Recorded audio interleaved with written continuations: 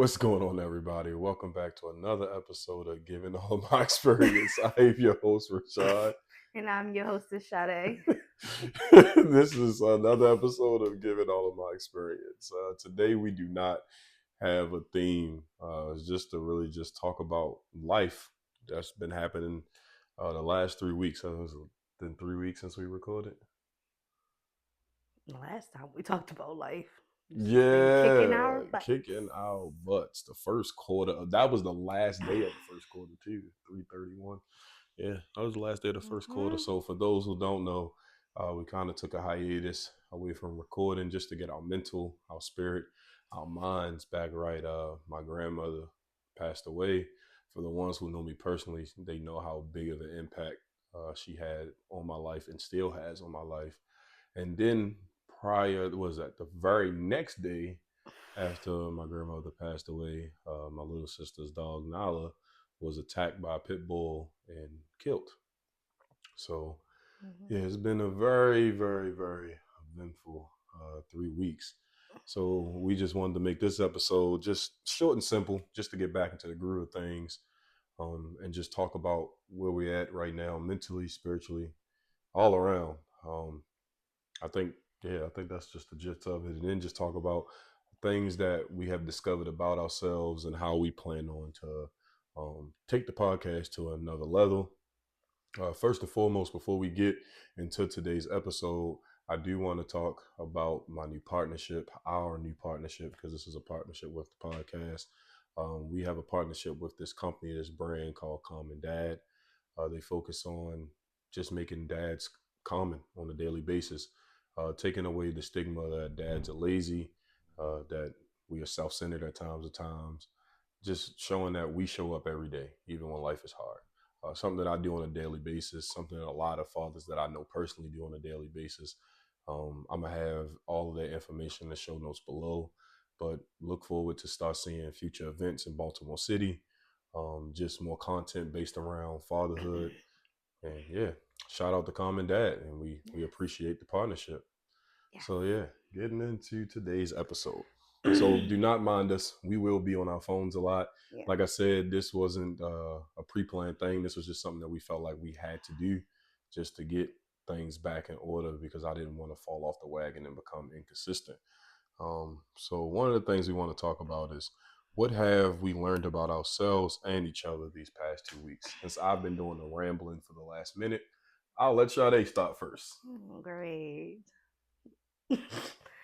um, I've what I've learned about myself this past 3 weeks is um, I want to say, to state the obvious, my strength. Um, how much how strong I am in situations like of course losing Rashaad's grandmother was such a surprise to us because we were planning on her to come home. She was in the hospital, of course, for surgery, and you know we thought that she was getting better. And the phone call that we had that day was really shocking to us because the what is the word I'm looking for? What she said on the phone was very true. So, um, but my strength, and although it was a very very tough time for I know for Rashad and for myself, I've been with Rashad and his family for 10 years, so that's a decade. So knowing this woman, like being at family functions, even this past holiday, Easter, Resurrection Sunday, um, not it not being the same was just truly something to just take all in. So I would say my strength throughout the process. I thought I was going to take it like the first couple of days was really hard, but as time went on, it honestly brought me closer to God. Before she passed away, I had stepped a little bit away from like praying in the morning. I would more so focus on it at night because this pregnancy is kicking my butt, and it's not an excuse, but it's my reality. That it's just like when I wake up in the morning, I just want to be routine base of getting myself up, getting my kids together, and getting us out the door Mm. and going on about my day. Well, I'm already Um, gone, so I don't know about yeah, Rashad is already gone by that time. So I don't leave out now till 6 a.m., but he's gone by 5:30, 5:45. So it has it's definitely brought me closer to God. um I want to say the very next day I started to pray.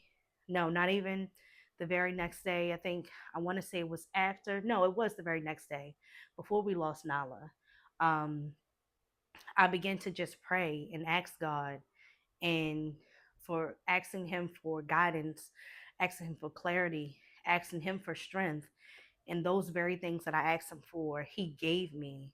um Now it is still tough because knowing that our future holidays, Mother's Day is coming up, knowing that she won't be there, we won't be able to celebrate her as an individual because she was the backbone for this family. yeah, she kept She everything she together. kept everything together, and she loved everyone. She loved me like I was her own granddaughter.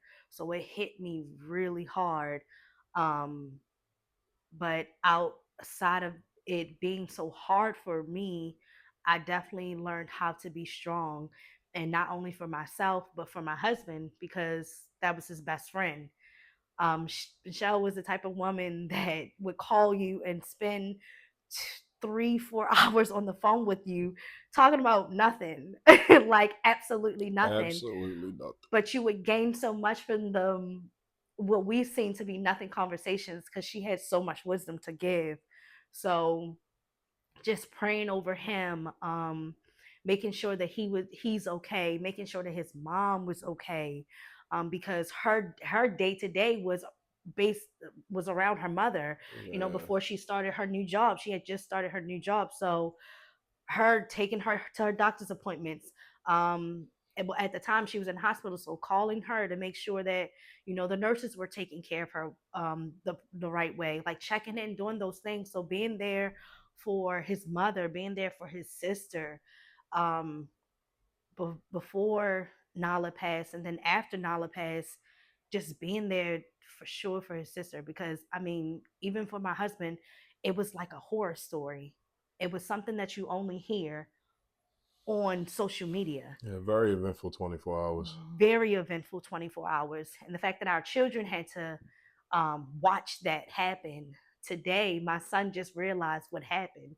Our youngest son, Messiah, and he blamed himself because he was the one that had held the door open, which had me to take it hard again. But again, there was that strength, knowing that no matter what battle we have faced within those 3 weeks, emotionally, spiritually, physically, that God is still a provider. So I would say being strong, not only for myself, but also being strong for my husband and his family.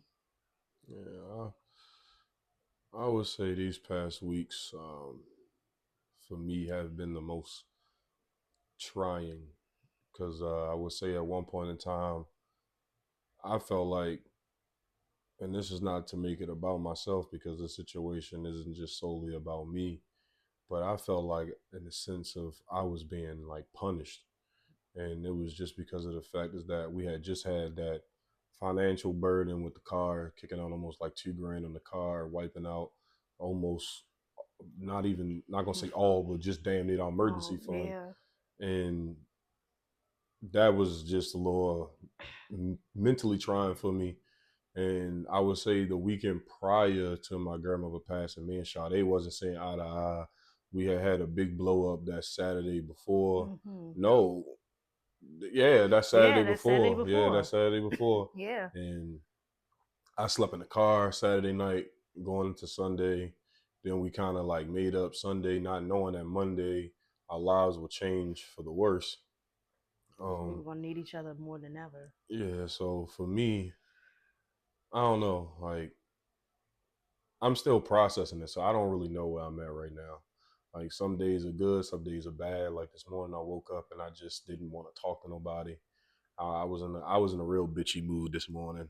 Um, I ain't really want to be bothered with nobody, and it wasn't because somebody did anything to me. It was just more so because I'm still trying to process a world without my grandmother in it. Like this past Saturday, not this one I just passed, but the previous one.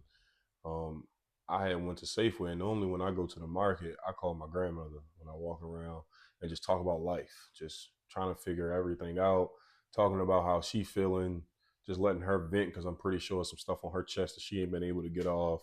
So I just talked to her, and when I went to go call her, the first thing I seen in the call log was the last day I talked to her, which was the day she passed away, and it kind of like put me into like a shell shock. So it's still just getting used to just her not being here. What I will say is that I do have a form of resiliency, just being resilient through all of this, still being able to get up, go to work, still able to be in the provider, the protector that I Mhm. need to be for my family. Um, it's definitely got me closer to God, even though I was angry with God the first week. And I wasn't angry to the point where I didn't talk to him. I was just angry because I didn't understand like what was going on.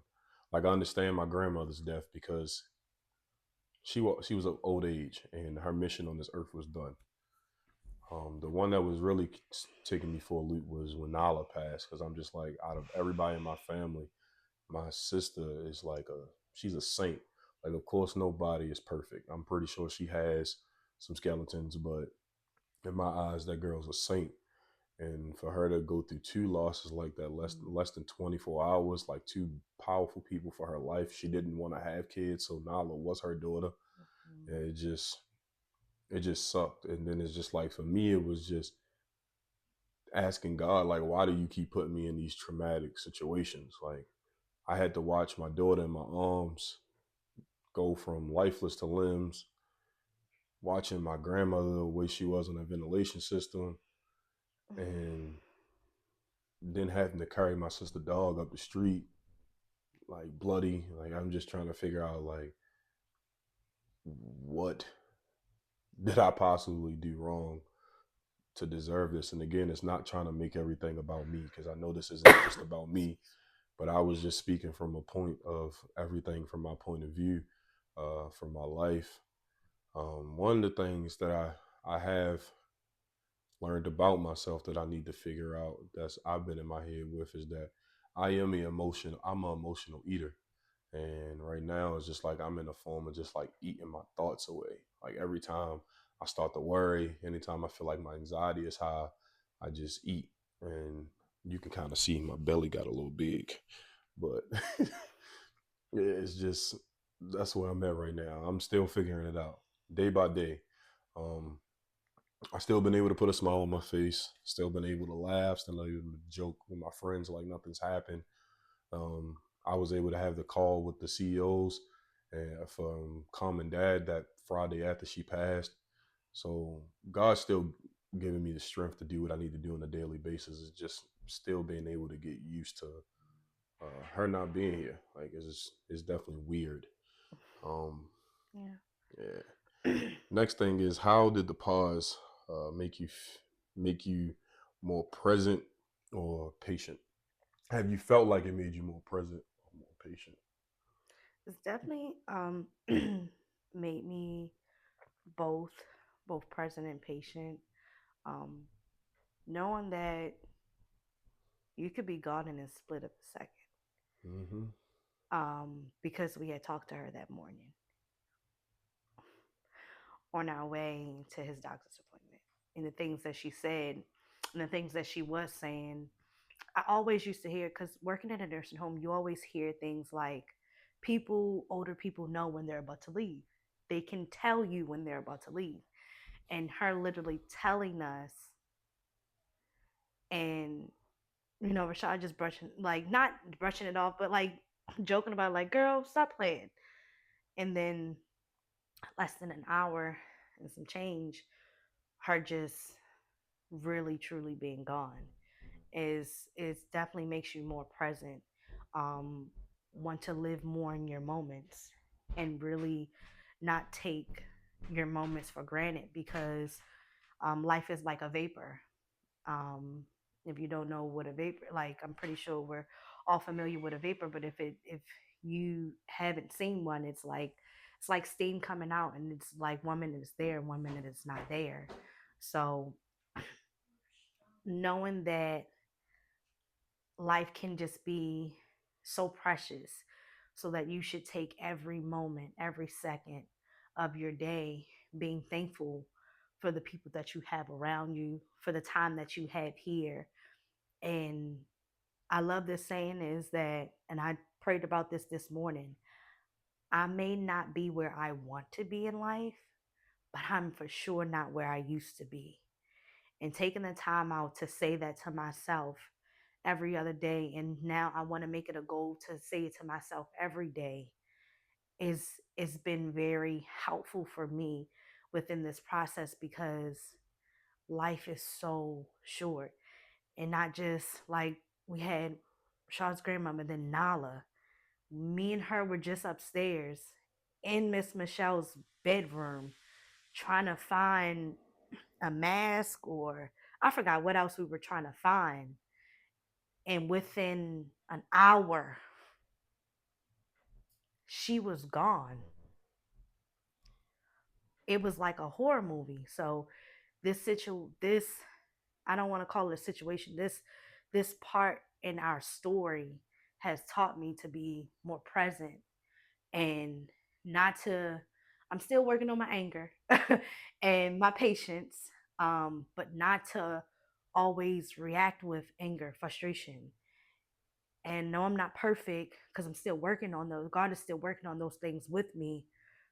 But being more patient with others, being more patient with my kids, being more patient with my husband, especially in this process, because you can, like you said, like Rashaad said, he's laughing, he's joking. We were just laughing before we even started, but making sure that I'm patient with him in those moments when he is not himself, when he is having those days, like checking on his mental, checking on him, and making sure that he's good.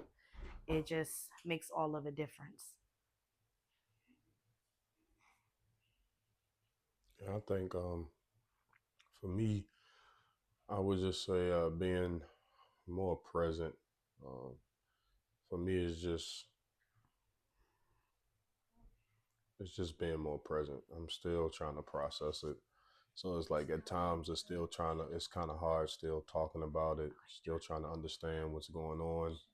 But for me, it's just, I would say it's just being present. My patience, I'm working on my patience. That's like a daily thing of what I'm working on. But for being present for my family, just knowing that I can get called home today or tomorrow, like at any given moment, I can be called home. For me, it's still like sickening to the stomach because one of the things I have learned about myself is that I'm still, even though I'm a person that walks in faith and believe in faith, I still fear death. Like I would like to get to a point where I don't fear it because we all know it's inevitable. It's what's Mm-hmm. going to happen. We all were born to die. You know, not to be too blunt or to be too vague, but that's just the honest to God truth. So it's just at times I still get like the hollow feeling in my stomach. I sit and I just try to fast forward my life through the lens, trying to figure out what day He's going to call me home because I still can't think of a day, a day that is going to be a day in this earth and this time where I'm not going to be here, or I'm in the process of fighting for my last breaths. So it's just for me, is that part still is kind of like worry to me, but that just forces me to be more present, forces me to create more life memories with my children, and then also too just being behind the scenes of seeing how it is about a funeral, getting stuff switched over to your name after a person that's important to you die. It's just like I was telling Shade, like, yo, we got to start a will, like we got to start working on our trust, we got to start focusing on the kids' college plan, start an investment portfolio for the kids, start an investment portfolio for her. So I would say that like through this week, it's been making me more intentional on the things that I need to do because when it comes down to the money in the house, that's pretty much like my that's my strong suit. Mhm. When it comes down to the budget and the finance and talking the money, starting the investment portfolio, stuff like that, that's what I do. But it's going to come a time and day where she may need to do that without me being here. And one of the things that I've been seeing on the internet, I know this is way off topic from what we're talking about, but one of the things that I've been seeing on the internet lately is that a lot of couples been splitting, and the man is the one who run the finances. And once they split, now the man's going through the process where now half of his network becomes his significant other or his ex spouse, however you want to call it. And I'm not saying that me and Shade are at a point where we're going to split or we're about to split, but I feel like it would ease the pain a little bit if you teach the person that you with on how to invest, how to do the budgeting and stuff like that. But whatever works for your house, it works for your house. But I still feel like that's a skill that you need to teach each other, even if it's the woman in whoever's relationship that's listening to this, that's the finance guru, and the man isn't. Teach your significant other on how to invest. Teach them to learn about money because we never know when we're going to get called home, when our day is being called. So it's just for me, I would just say it's really Excuse about me. staying present. I'm still working on the patience, so I can't say it's making me patient. If anything, it's making me antsy. Um, but it's definitely making me present. It's just making me think about things a lot more. Just finding ways to make my income taxable all the way down to $1. It's just a lot of things that I've been working on behind the scenes. So it's been making me more attentional, more present on the things that I need to focus on for my family. So I just feel like people shouldn't have to wait until a person dies to want to focus on these things. So hopefully, us sharing these stories and us sharing this, being as transparent as possible, is going to help somebody out here that's either mourning the death of a loved one, or maybe everything in your life is hunky dory, like everything is fine, and you just didn't have your game plan set in place. Because even though my grandmother was one of the most prepared persons in this world, the one thing I will say, because I got my life insurance license and we talk all the time, she always put her will off to the side because she truly felt that she had more life to live.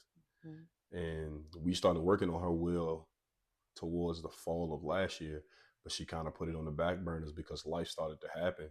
And then you fast forward a couple months later, we really needed a will. And I know that still sucks for me saying it out my mouth out loud, but it's just the reality of things. Um, the last question is, what does grace look like in a hard season? Mm.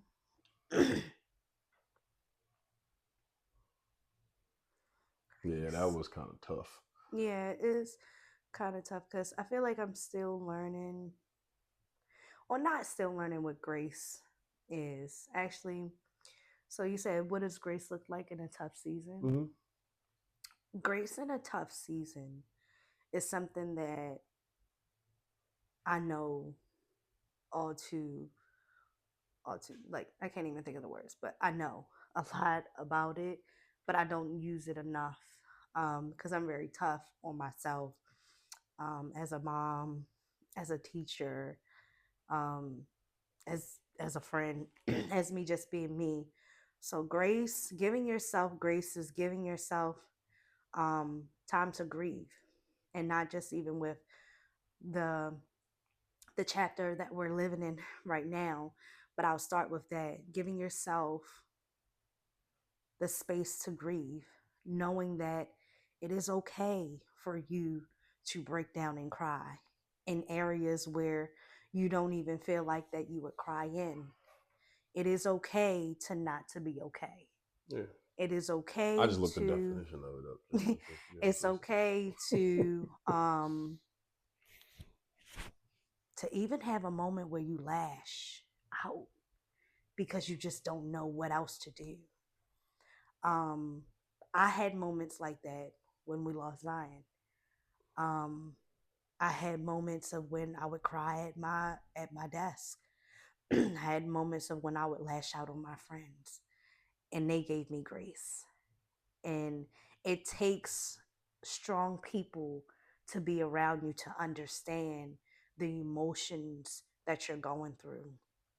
As another example, my mother in law, we were at church on Sunday, We went from praise and worship to I look over and she's running out the door hyperventilating because, and I hope she's okay with me telling this story because she listens to our podcast, but um because she just is it's hitting her now that her mother is gone, that the busy is all over.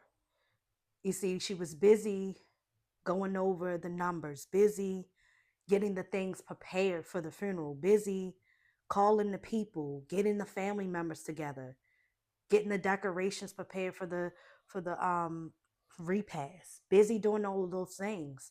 The busyness is now over. Yeah.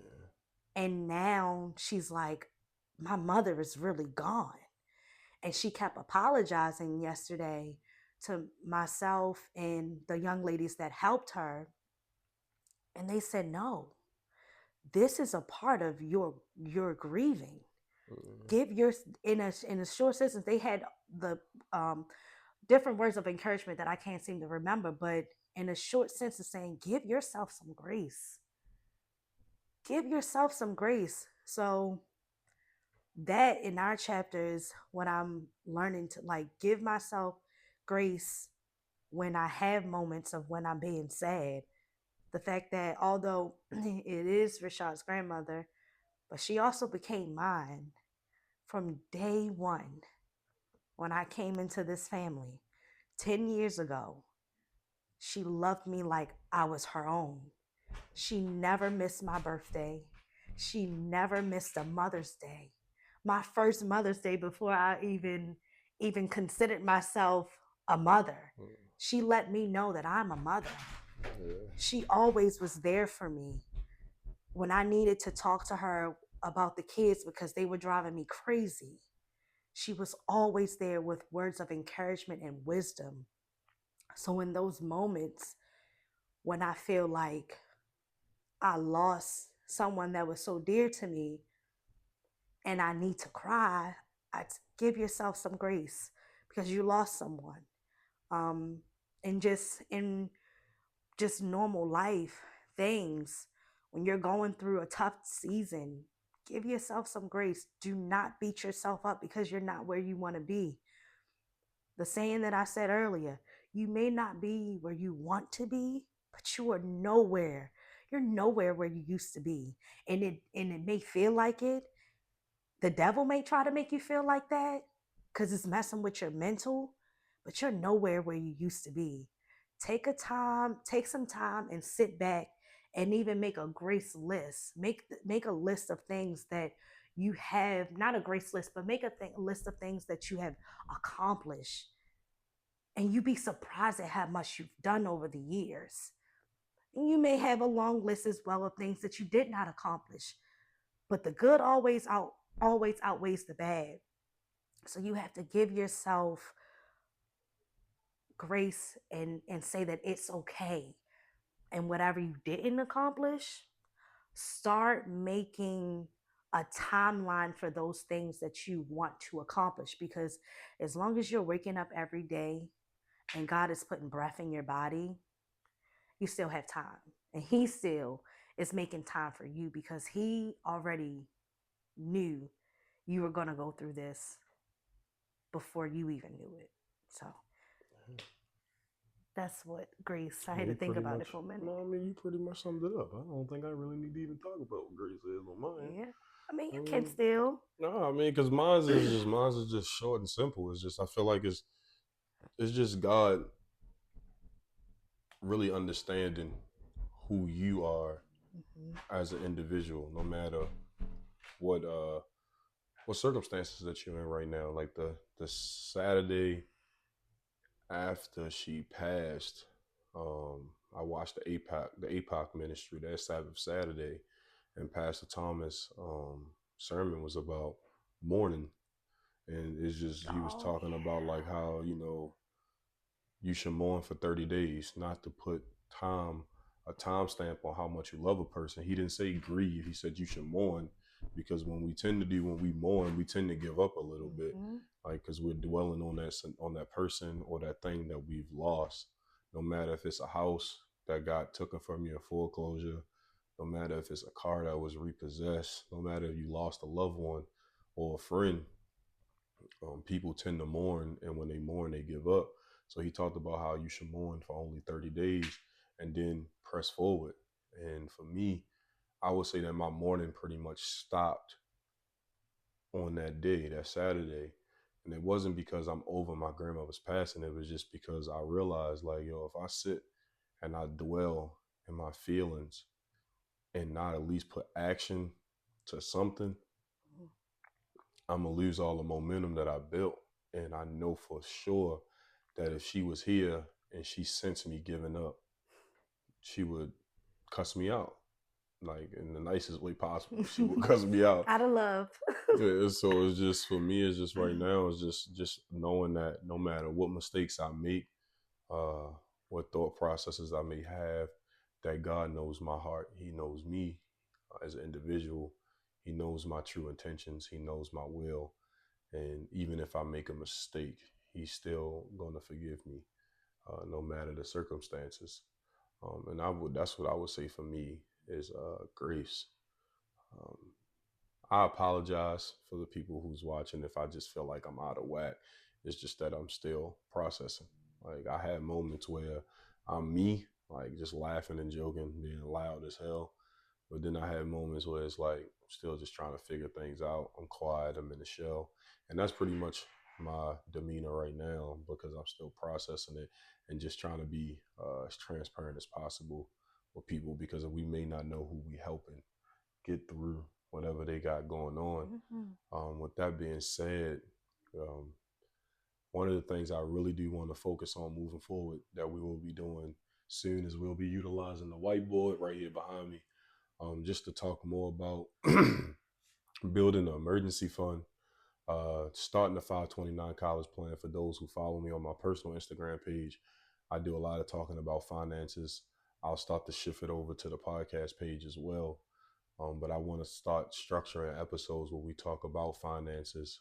We talk about starting an investment portfolio for your kids, just finding different ways on creating tax deductions to make your income, your net income, lower for your tax year. Like one of the biggest things that we're focusing on right now is opening up IRAs. This past weekend, I opened up a Roth IRA for Chade, and had her put her initial deposit in this weekend. And then I opened up a traditional IRA for myself and put in my initial deposit.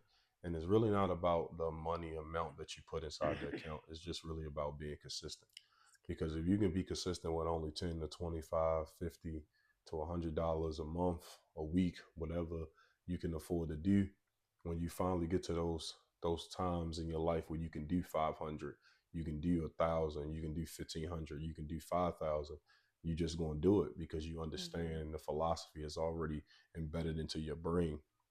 So I'll be shifting more so over to the finance side of things. We'll still be talking about our faith. We'll still be talking about our family. We'll still be talking about our relationship things that we may go through or things that we feel like is important for couples to hone on and focus on just to make their relationships better. But I really want to help my people.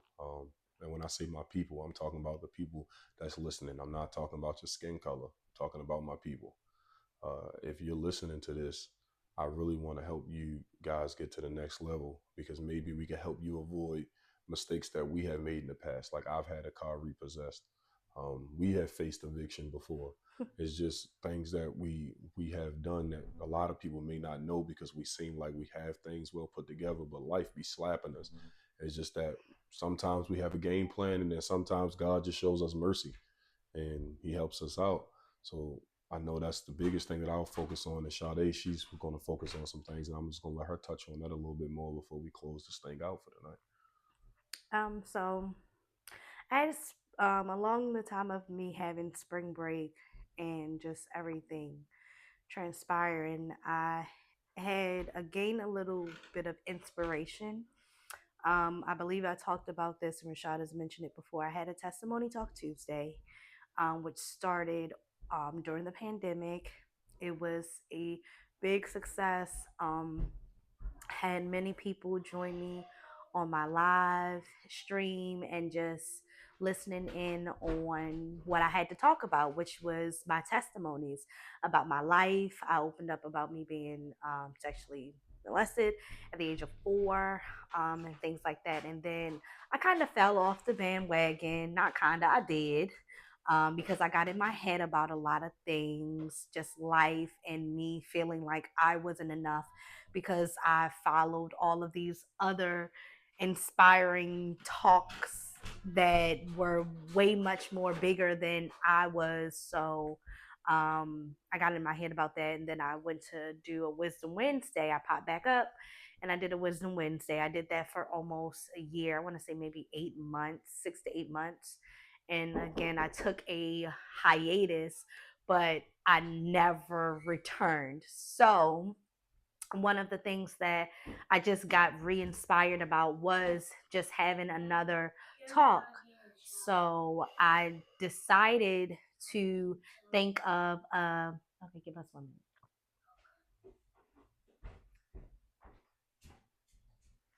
I decided to just use ChatGPT and just fill out some of the things that I've been wanting to talk about, things that I've been wanting to do.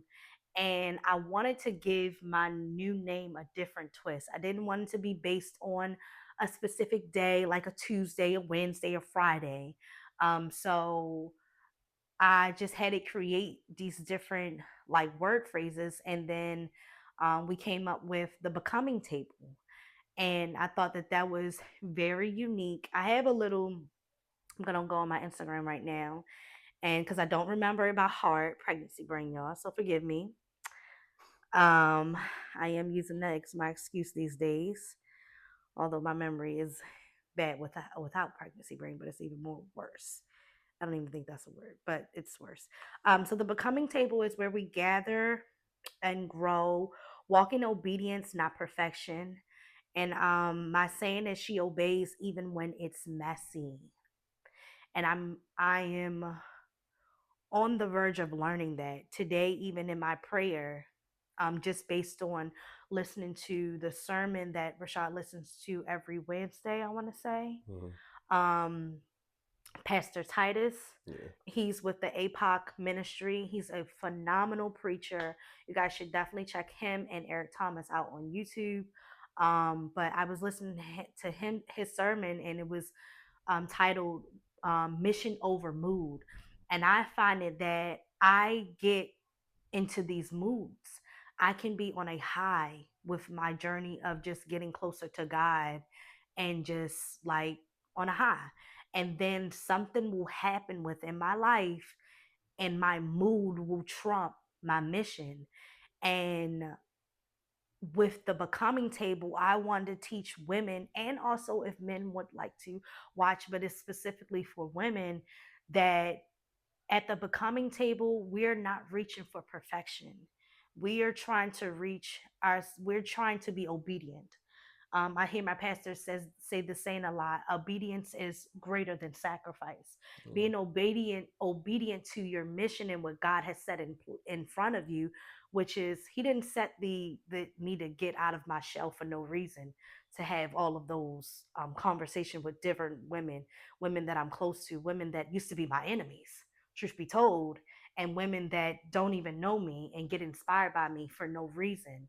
And it is a reason why God is still trying to put this in front of me.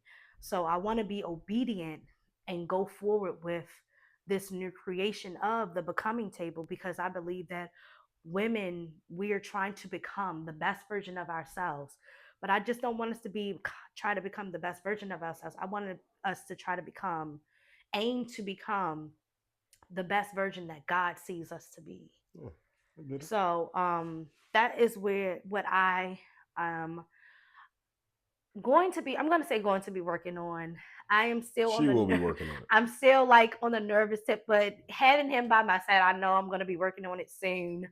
Cuz I already have it in my bio. I It's already already did. done. I don't know why she's still worrying about it. She will be Already. starting it soon. Um We'll be letting you guys know when it starts. but we'll be letting you guys know when I'll be starting.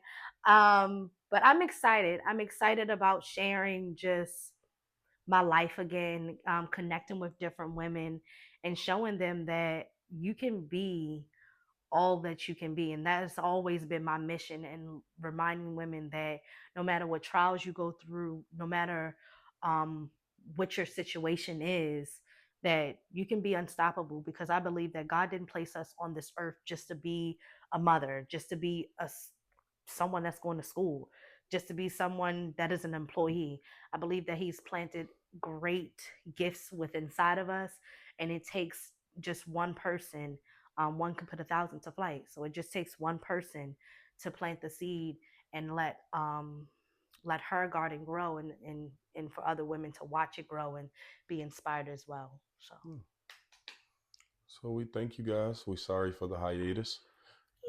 We will be more consistent moving forward. Like I said, be on the lookout for more finance content. Be on the lookout for Sade's Becoming the Table conversations that she will be doing on her personal Instagram page. As we start to get these things in order, we will be keeping you guys abreast, just letting you know what's going on. But until next time, I am your host, Rashaad, and I'm your hostess, Shade. and we thank you. We Thank you thank you. And guys. remember, experience shares, experience multiplied. We'll see you guys next week.